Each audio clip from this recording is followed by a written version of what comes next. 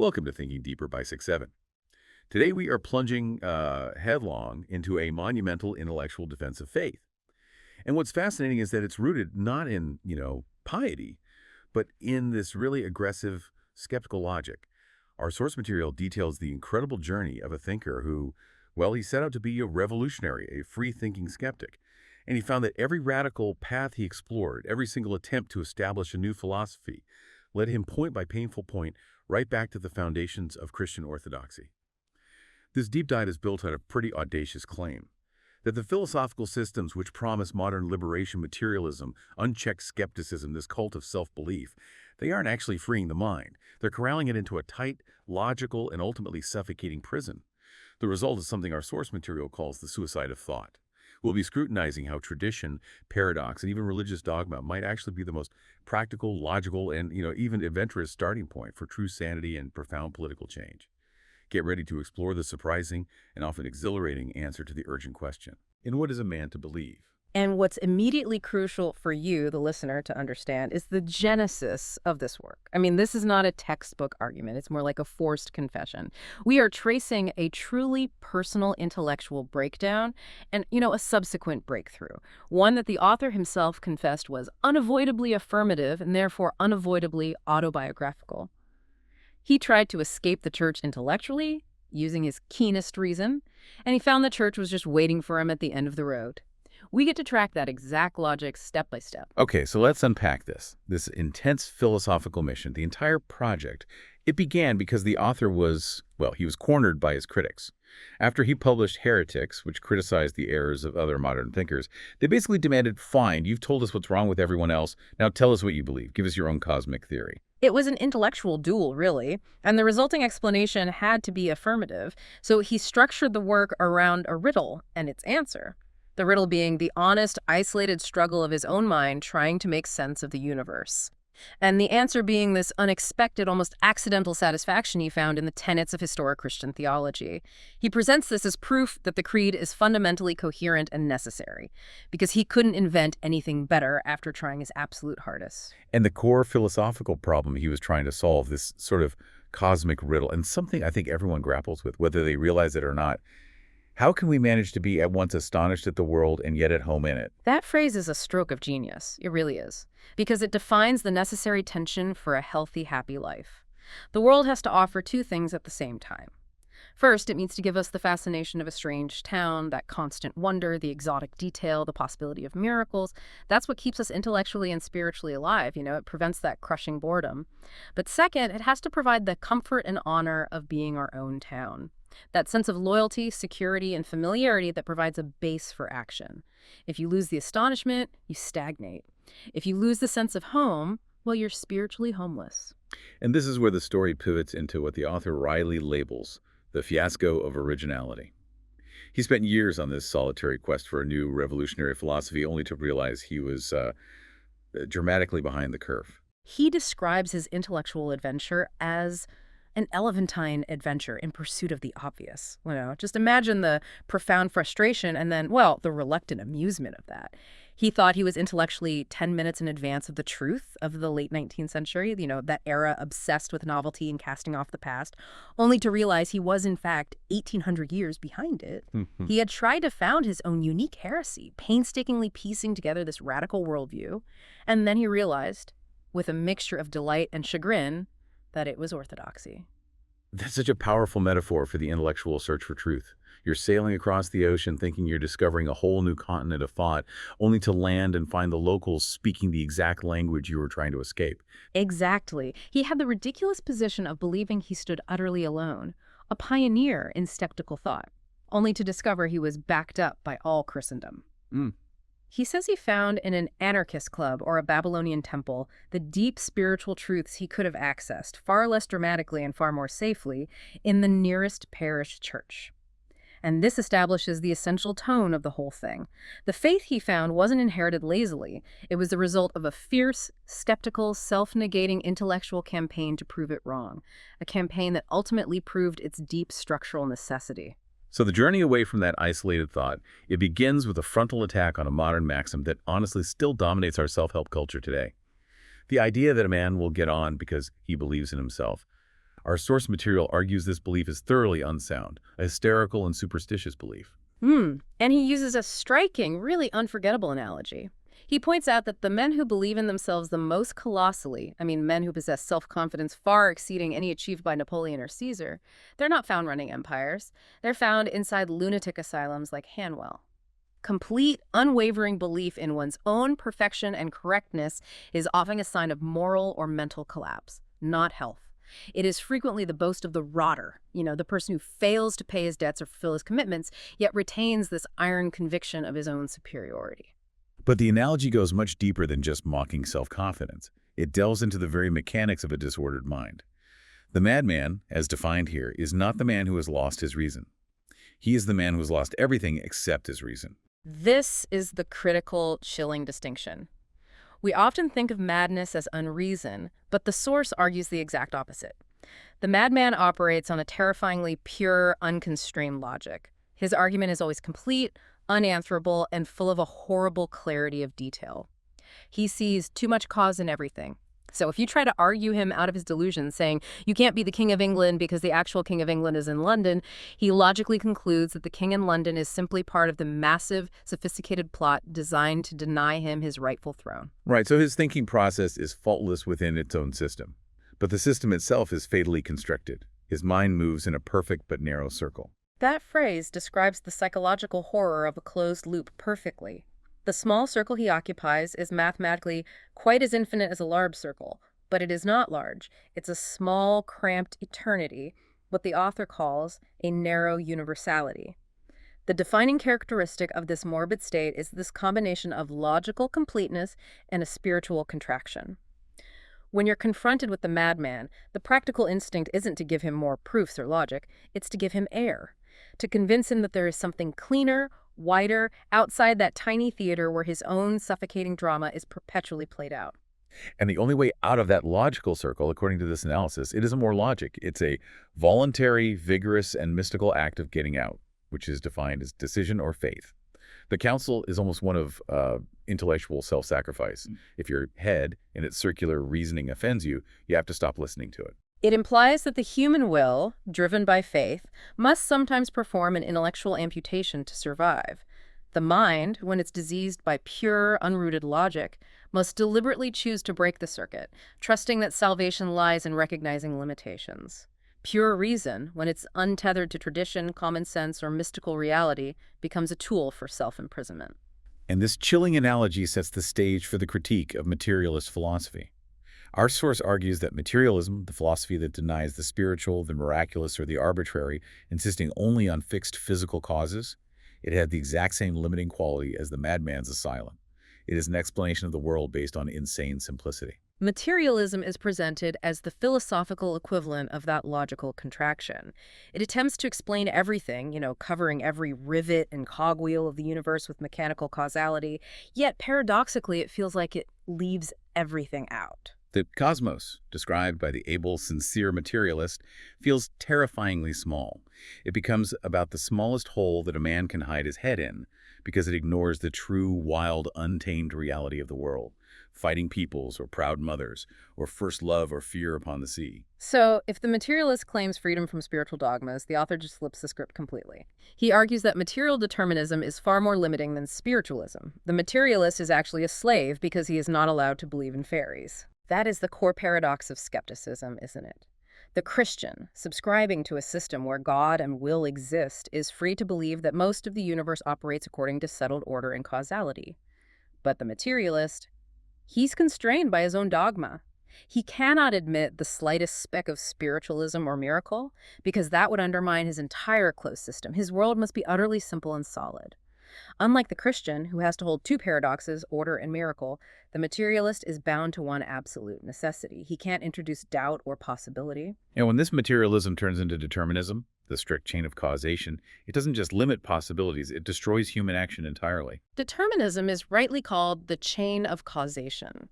It is described as the worst chain that ever fettered a human being. The determinist is certainly free to disbelieve in the reality of the will, but that's a minor freedom. The more significant, crucial fact is that he is not free to perform any action that requires the premise of free will. He's not free to raise his voice in moral protest, to curse injustice, to offer genuine thanks, to justify anything, to urge moral improvement, or, critically, to make a New Year resolution. All these actions rely on the ability of the will to choose differently in the future than it did in the past.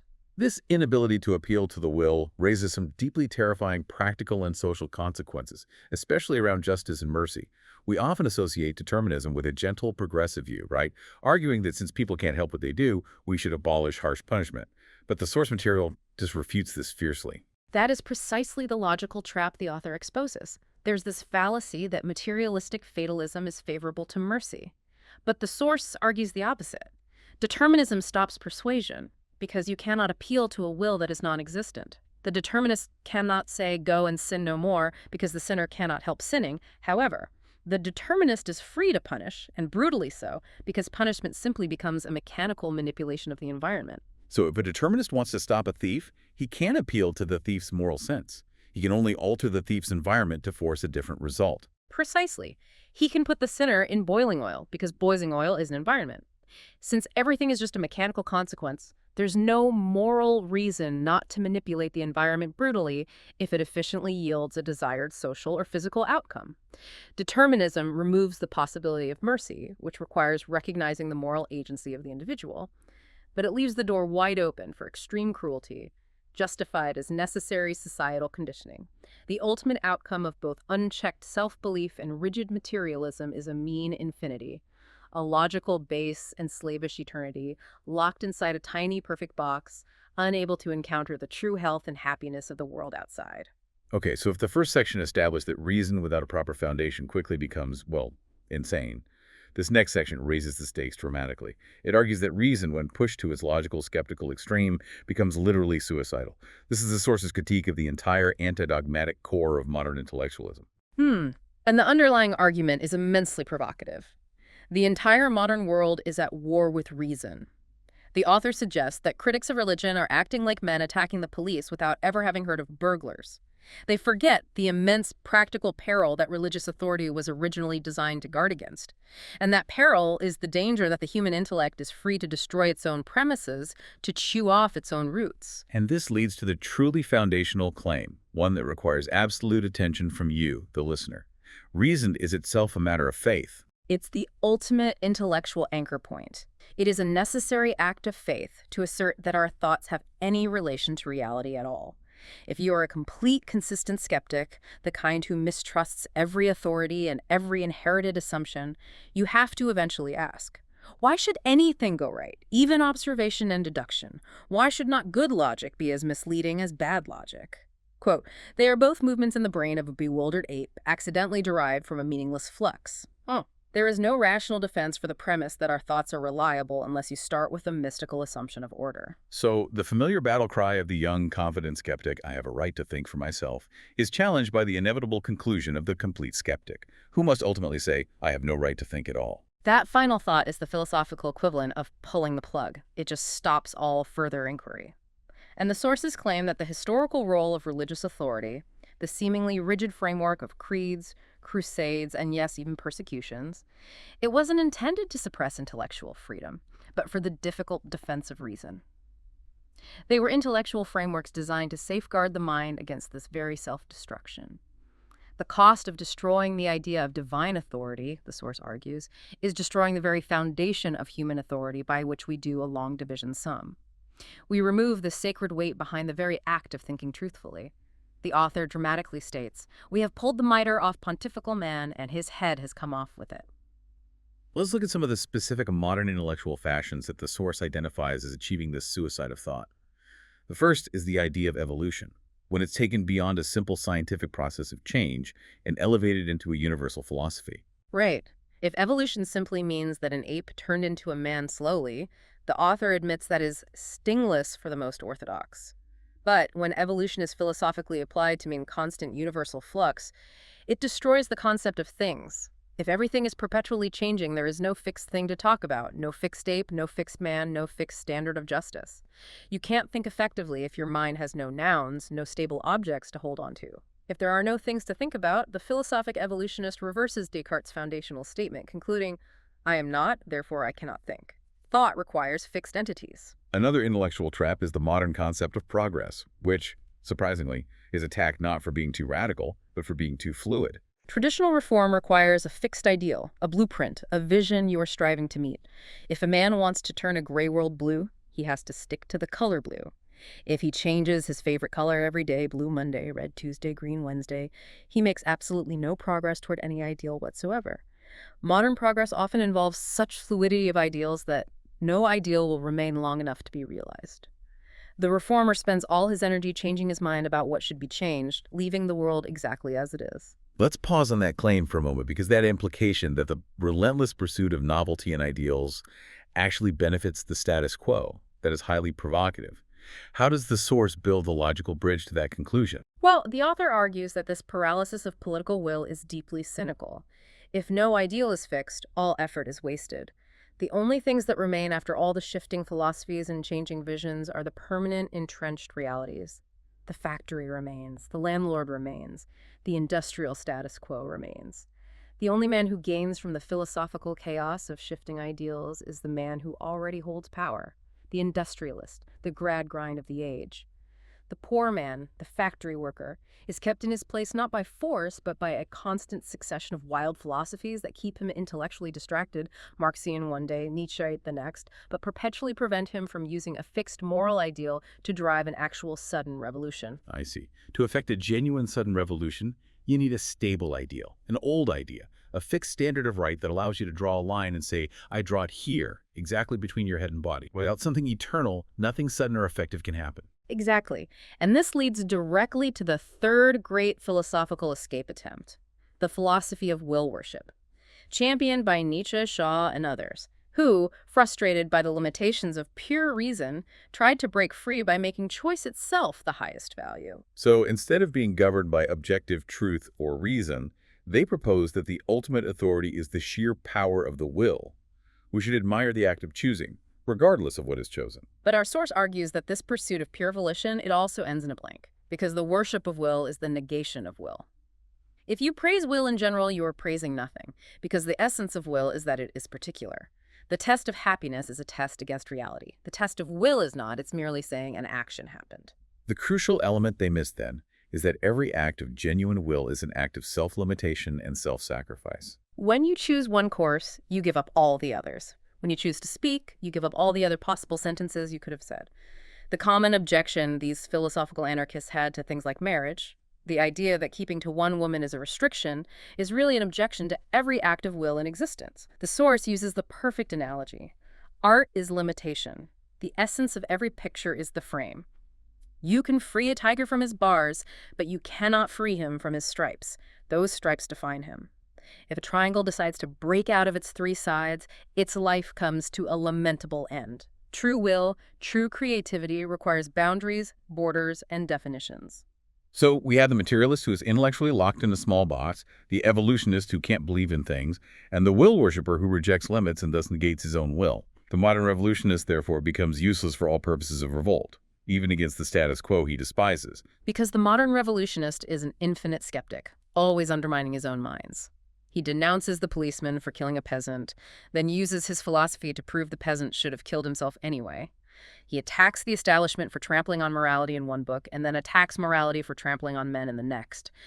By rebelling against everything, he has lost his right to rebel against anything specific. He's destroyed his own ground to stand on. The ultimate end of this constant abstract violence and self-negation is just intellectual paralysis. We see the Nietzscheite who likes all roads, and the Tolstoyan who hates all roads, ending up in the exact same place, frozen at the crossroads, unable to move. They both descend into the land of nothing and nirvana. The philosophical smash is inevitable. He who wills to reject nothing wills the destruction of will. The sources insist that free thought is not in its boyhood. It is in its old age and ultimate dissolution.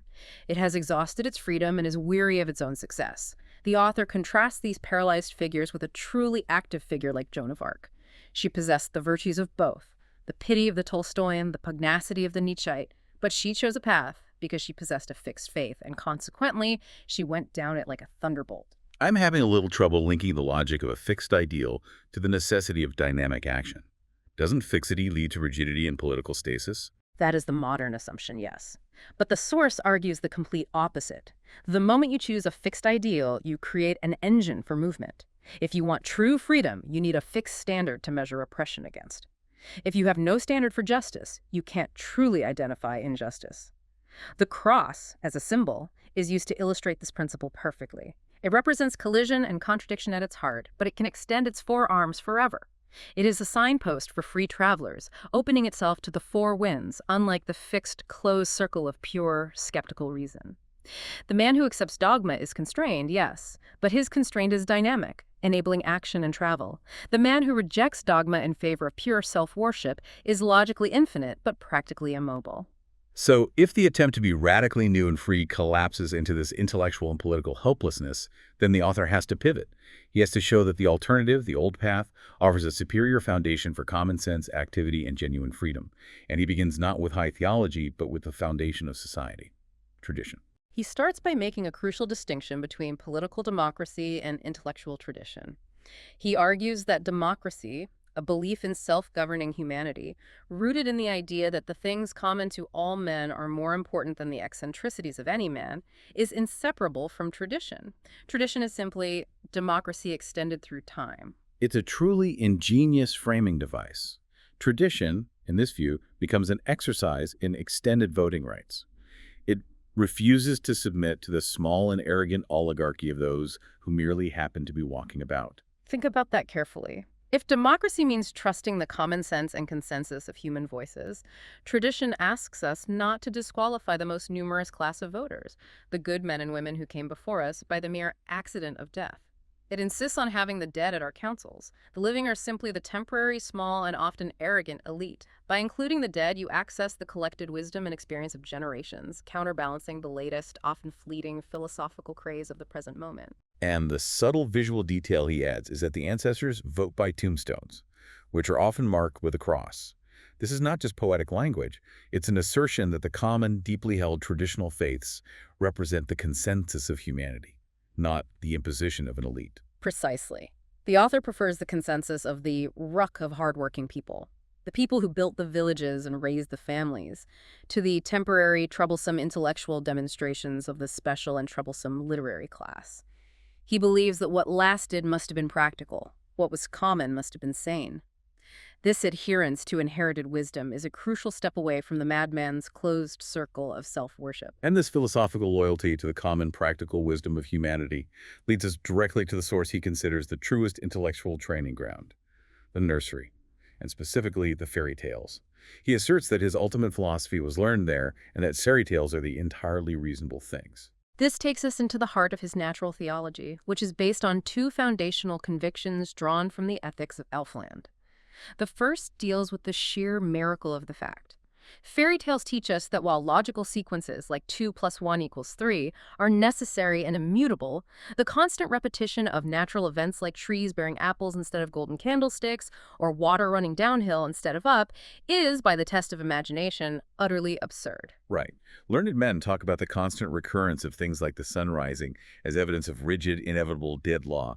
But the fairy tale philosopher sees necessity as secondary to a profound, constant choice. He sees not inevitability, but a willful choice, or a theatrical encore, an overwhelming joy that never tires. Think of a machine. It repeats its motion because it is dead and cannot do otherwise.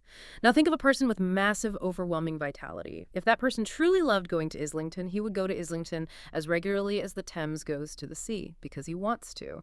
The sun rises regularly because it never gets tired of rising. The world, therefore, is not a self-winding clock. It is evidence that God has the eternal appetite of infancy, constantly renewing creation out of a joyous act of will. This is a devastating philosophical attack on materialism. Materialism assumes that if a thing repeats itself, it is dead and inevitable.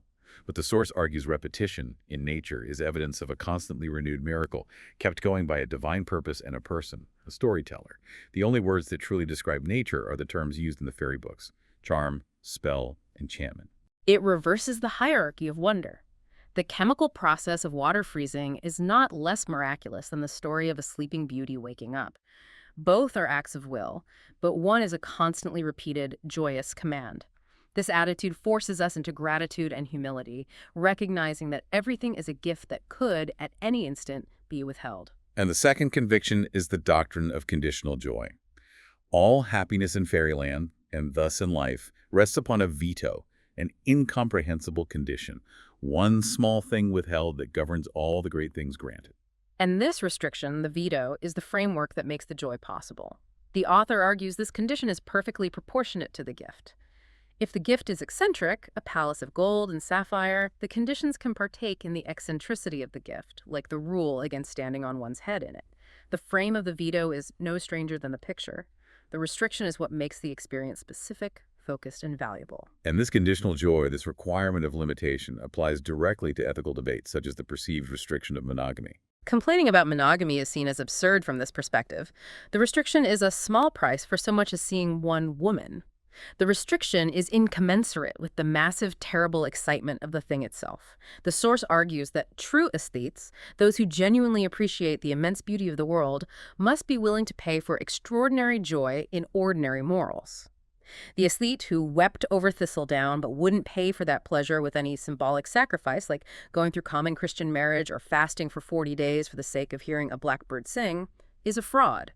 Limitation is the prerequisite for appreciation. The philosophical stance established here, that life is a chosen miracle operating under fixed, joyous conditions, demands a corresponding human attitude, loyalty. The source argues that the conventional definitions of optimism and pessimism are essentially useless. The crucial factor, the core attitude towards existence, is loyalty. A man has a loyalty long before he has any admiration. He belongs to this world as his homeland before he even asks if it is good or bad. Our attitude towards life must be one of military loyalty. The world is not a hotel we can check out of if we dislike the service. It is the fortress of our family. This loyalty must be primary, a gut-check commitment to existence itself. And this loyalty is presented as the prerequisite for genuine reform. To improve a desperate thing, like the famously ugly district of Pimlico, one must first love it with a transcendental tie and without any earthly reason. You cannot start reform by pointing out flaws. You must start with devotion. Men did not love Rome because she was great. She was great because they had loved her. This devotion must be primary and supernatural. And here's the profound political distinction derived from this premise. Rational optimism leads to stagnation. Irrational optimism leads to reform. How does that distinction work in practice? If you are a rational optimist, why would you stagnate? Because rational optimism means defending the world as it is, arguing that everything serves a rational purpose and is therefore justifiable. It tends toward whitewashing the world, saying my cosmos, right or wrong, because it has a pedantic reason for its loyalty. But the mystic patriot, the irrational optimist, loves the world arbitrarily, with a transcendental tie, and precisely because his love is arbitrary, he is free to be ferociously critical of its flaws. He is the one who will lay it waste and turn it into the New Jerusalem, because his loyalty is to the divine ideal, not the mundane reality. A man's friend likes him and leaves him as he is. His wife loves him and is always trying to turn him into somebody else. And this idea culminates in the ultimate betrayal of cosmic allegiance. Suicide is defined as the ultimate and absolute evil because it is the final refusal to take the oath of loyalty to life. The man who kills himself kills all men, symbolically considered. He makes the statement that the cosmos is inherently rotten and worthless. He insults everything on Earth by not stealing it, by refusing to engage with it, and he sneers at every tiny creature and star in the cosmos. Christianity's fierce denunciation of suicide and its fierce praise of the martyr suggests it had already grasped this twin need. The primary loyalty to existence, don't kill yourself, and the ruinous reform of existence, be ready to die for the reform. So this intense grappling with the need for a ferocious love and a ferocious discontent, the need to be a fanatical pessimist and a fanatical optimist at the same time, this is the exact point where the author realizes he is not alone. He finds Christianity has already been there, living in that tension. Right. The author discussed Christianity's unique position by noting the incoherence of its critics. Christianity was attacked on all sides and for contradictory reasons. Rationalists proved it was too pessimistic, a nightmare of tears and terrors, preventing men from seeking joy, and then they proved it was too optimistic, a fool's paradise, comforting men with a fictitious providence. It was blamed both for preventing war, like with the Quakers, and for always producing wars with the Crusades. One skeptic despised it for despising Jews, another despised it for being Jewish. The moment of realization must have been powerful. Perhaps the unknown man, Christianity, was not an odd shape, but the right shape, the normal, the center. Yes, the sheer volume and variety of the attacks proved the faith was standing at the point of greatest intellectual pressure. It stood in the center, and the modern men attacking it were revealed as the exceptional ones. Outrageously tall men felt Christianity to be short. Very short men felt it to be tall. The author suggests the whole fury of the modern world against the church is caused by its desperate desire to have a stick to beat Christianity with, not caring if the stick is simultaneously wet and dry. And this center, however, it's not a static compromise. This is where we need to address the philosophical difference between old pagan virtue and Christian virtue. Paganism sought virtue in a static balance, which Aristotle called mesos. Mesos is the classic golden mean, where virtue lies exactly in the midpoint between two vices. For instance, courage is the mean between cowardice and recklessness. It is a philosophy of static balance, trying to stabilize two extremes into a comfortable medium. Christianity, conversely, found virtue in a dynamic equilibrium, a conflict where two opposite passions are held in collision at their maximum strength. Okay, let's use the classic example, courage. How does the Christian paradox differ from the pagan mean? Courage, in the Christian sense, is a radical paradox. A strong desire to live, taking the form of a readiness to die. The soldier must desire life like water, yet drink death like wine.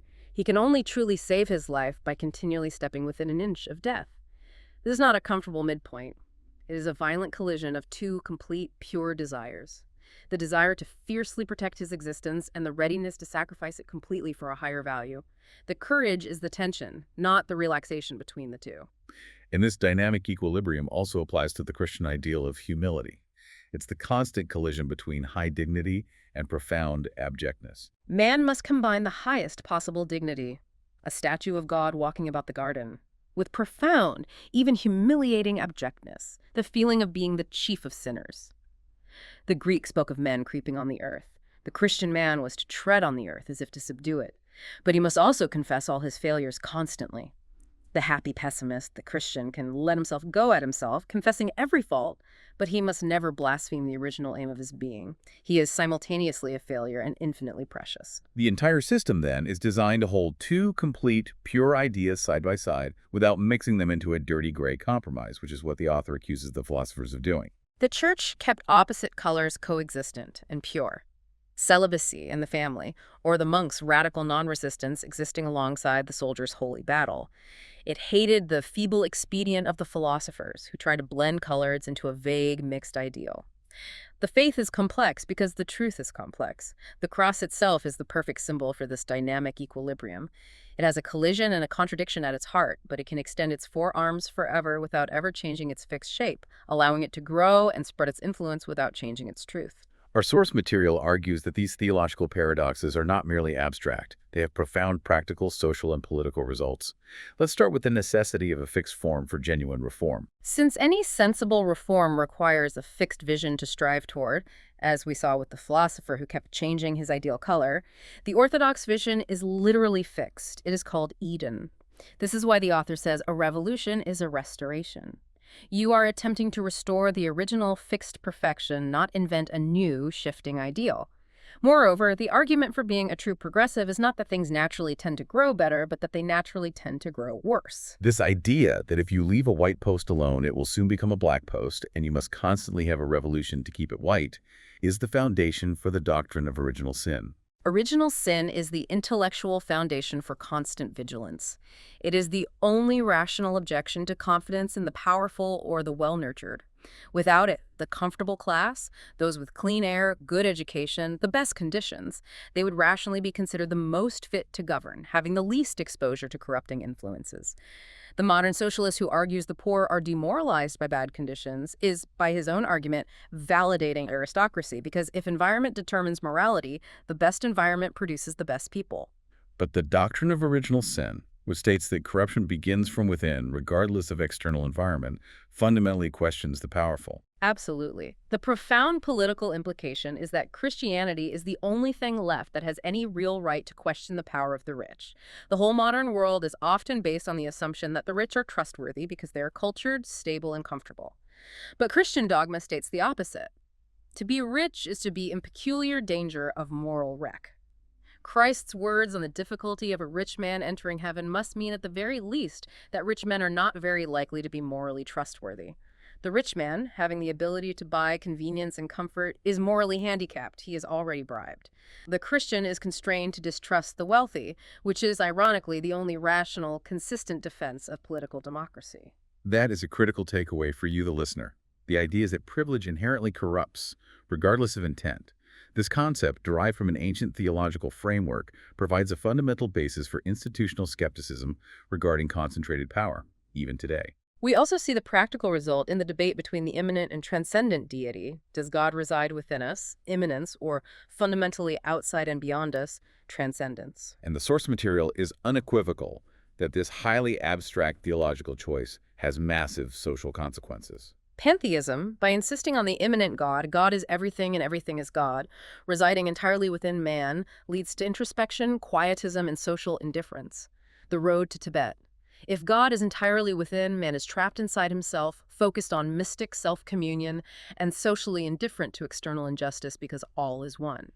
Transcendence, by insisting on a God outside of man, a creator, a captain, a company we must follow, leads to wonder, curiosity, moral and political adventure, righteous indignation, Christendom. So the idea that God flung it away in the act of making, that the creator is separate from the creation, is what fosters the aggressive, outward-looking energy that drives Western civilization toward reform and exploration. If God is transcendent, we are commanded to watch and pray, to look outside ourselves for external guidance, and to actively observe and fight the world's evils. We can be at peace with the universe because God created it, while simultaneously remaining at war with the world's injustices because the world has fallen from the divine ideal.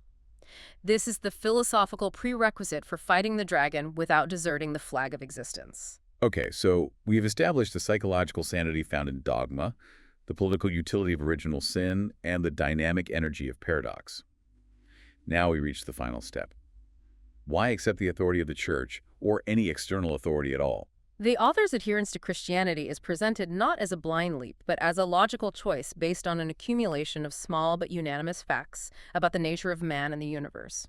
He claims he is the true rationalist, and the more he saw of the abstract arguments against Christianity, the less he thought of them, finding them to be common nonsense. His evidence is the same type of loose but living experiences that the agnostic uses to disbelieve it, only he finds the facts point the other way. One of the most common anti-Christian arguments is that man is fundamentally just another animal, supporting materialism. But the source argues this fails the reality test when you observe human behavior. When you truly look at beasts and men, the startling thing is not how like man is to the brutes, but how insanely unlike he is. The monstrous scale of his divergence requires a unique explanation. An ape may have hands, but he does next to nothing with them. He doesn't compose operas. Elephants don't build colossal temples, and camels don't paint bad pictures. Man is the only wild animal in the cosmos. All others are tame, following the rugged respectability of the tribe or type. Man alone is broken out into insane complexity, demanding an answer that acknowledges his abnormality. And this brings us back to the question of miracles. It is often claimed that to disbelieve in miracles is the liberal free-thinking position. But the author argues that this disbelief is not liberal. It is purely dogmatic materialism, a new superstition. Disbelief in miracles is not freedom of thought. It is absolute faith in the incurable routine of the cosmos. The complete skeptic is ironically constrained by his own creed, dogmatic materialism, to refuse actual evidence if that evidence suggests a miracle occurred. Christians, paradoxically, are the true empiricists in this view. They accept all actual evidence because they believe in the possibility of a powerful will behind the physical law. The miracle is desirable because it means the freedom of the soul, and secondly, its control over the tyranny of circumstance. If a man cannot believe that St. Peter walked on water, it is not because of freedom, but because of his very strict, fixed faith in a godless fate. So the writer accepts the church, not just because it has revealed truths, but because it has revealed itself as a truth-telling thing, a constant source of reliable data on the human condition. This is the logic of submission to authority. All other philosophies preach ideas that are obviously attractive, like reincarnation, which promises limitless chances. But if we wait for the logical results of reincarnation, there are cruel spiritual superciliousness and the cruelty of caste, as the beggar is blamed for his own prenatal sins. The attractive philosophy yields cruel results. Conversely, Christianity preaches ideas that are often viewed as obviously unattractive, such as original sin.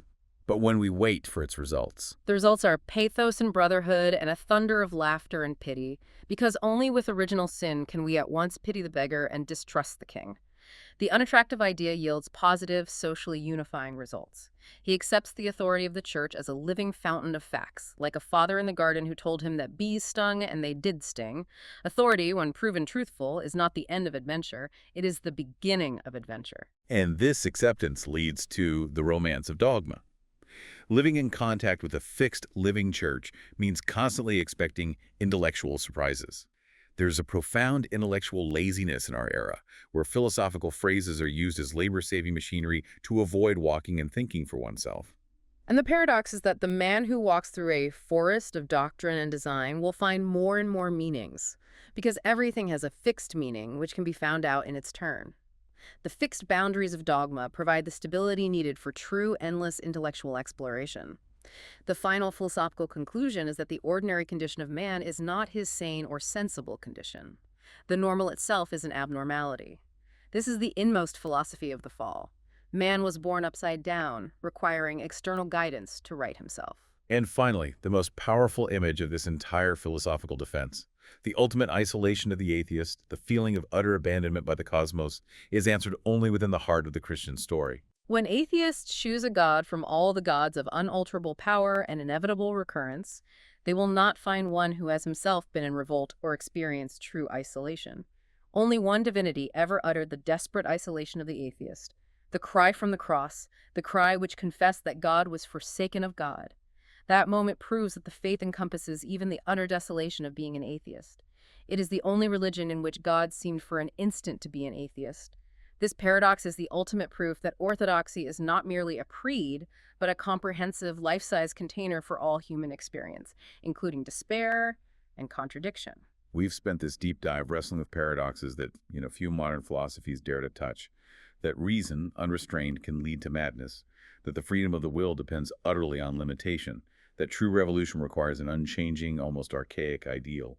And that the only rational basis for political democracy might be the doctrine of original sin. What's so fascinating here is the psychological warfare against the modern skeptic. The source material argues that every step the atheist takes to demolish the old faith results only in demolishing his own common sense, his social freedom, and his very ability to think coherently or act decisively.